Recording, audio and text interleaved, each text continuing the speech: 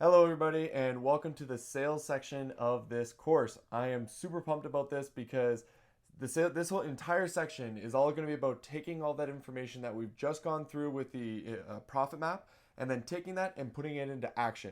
And when you put stuff into action, it turns into something real, it turns into a business, it turns into your life. And I couldn't be more excited about that because this part of the section is all about translating the data into action, which is sales. And so yeah, so we're gonna go into a lot of different things here, and it's just a part that I really like a lot because I think that not enough people take action, and there's not enough information about how to take action. It's a lot of just like nitty gritty details, stuff like that. But I really want to push you guys. I think that every single person in this course is capable of actually making sales because you're gonna be using the data to help you make those sales. So you don't need some sort of sales gene, which is like the whole pitch of this. You know what I mean? The whole thing I want to get across.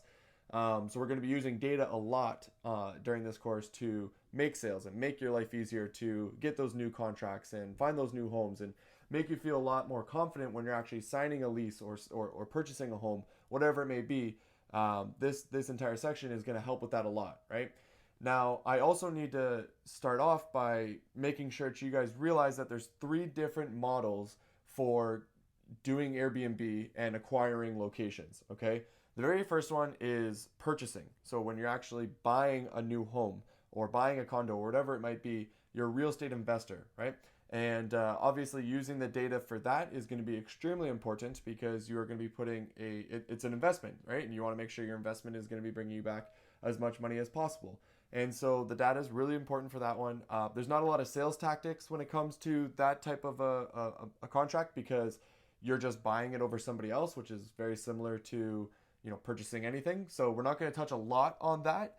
But the other method is rental arbitrage. Okay, so for anyone who doesn't know what rental arbitrage is, it is when you actually sign a lease to rent out a home from a landlord, and that landlord understands that you're actually going to be turning it into a full-time Airbnb, and your whole objective is to make more money on a monthly basis than the amount that you're paying in the lease, like the rent, and the utilities and all the other bills that come along with that. So the objective is to just make more than your expenses, right? So I will be explaining that business model a little bit more in detail as well, and how the numbers stack up for that and the tactics you're going to use for that model.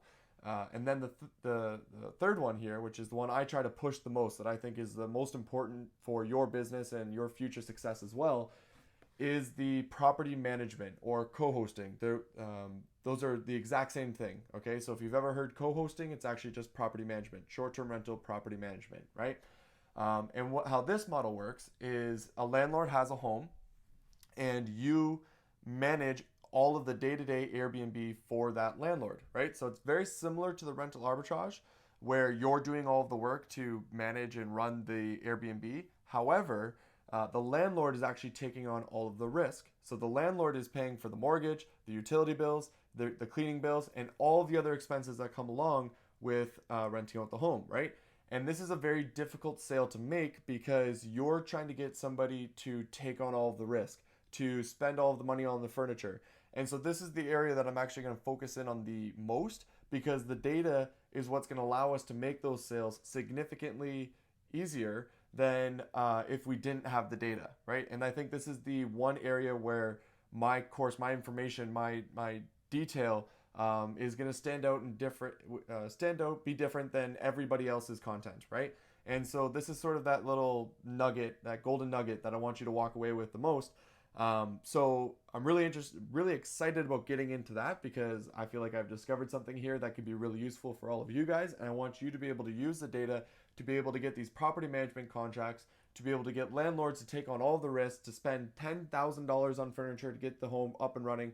And the whole reason they're going to do it is because you're going to be able to prove to them that their home is going to make them more money as a short-term rental than a long-term rental, and you're the person who's going to do all the work. Okay, so let's get into it. We're going to go through all the different details. You're gonna determine which model you want to choose, and I'm telling you right now, you're going to choose all three, and each scenario is going to be different depending on what you can do at that time period. Okay, it's not a matter of just choosing one; it's a matter of choosing using all three at different time periods, and for each home will be a different type of contract.